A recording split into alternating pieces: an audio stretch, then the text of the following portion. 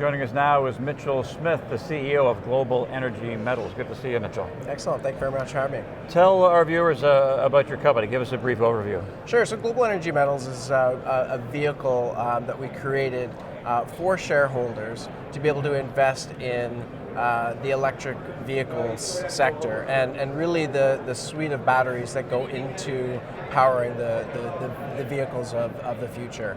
Our main focus is cobalt, and we have a very strong portfolio globally in Australia and also in North America, in both Canada and the United States.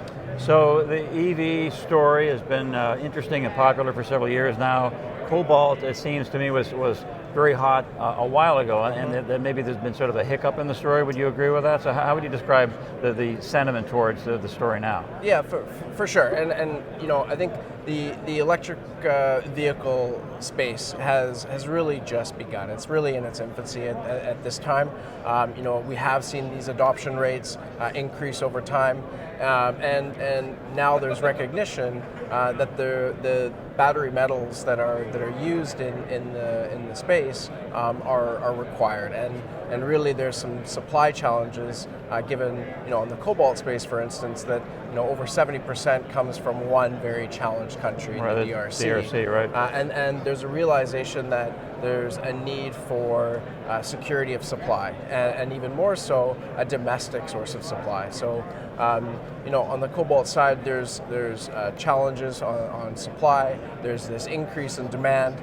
The price has come down, but, you know, I think what we'll see in the future is a balancing, and we're not going to see the same type of volatility that we did in years past, but there'll be a trend of cobalt price, and it'll be it's actually good because it'll be able to allow for projects to be either slated as economic or non-economic on the cobalt side. Right.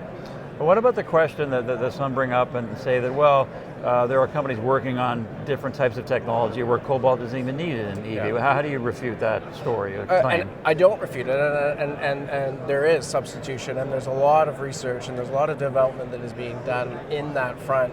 You know, we've seen the battery chemistries change over the last several years, even from very high cobalt content to a much lower cobalt content.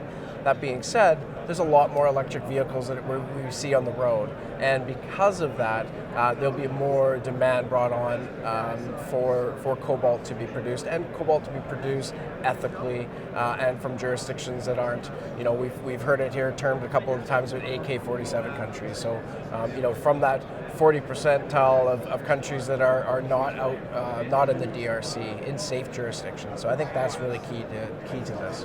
And lastly, Mitchell, what can investors look forward to from your company in 2020? What's some of the news flow we're going to see? You know, I think we're going to have a very active year. You know, we did a lot of de-risking of our projects over the last year and a half.